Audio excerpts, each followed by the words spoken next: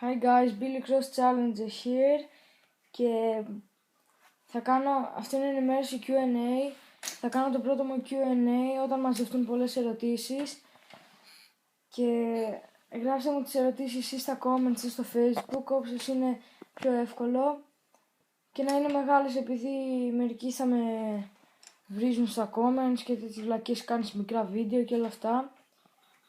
Αν θέλετε κάντε μεγάλες, αν θέλετε κάντε πολλές, ό,τι θέλετε. Και πρέπει για να κάνω giveaway πρέπει να μαζέψω 30 sub, και όταν τα μαζέψω θα κάνω μια 5 pay safe και ό,τι άλλο βρω. Δηλαδή κάτι καλό θα είναι πάντως, να ξέρετε.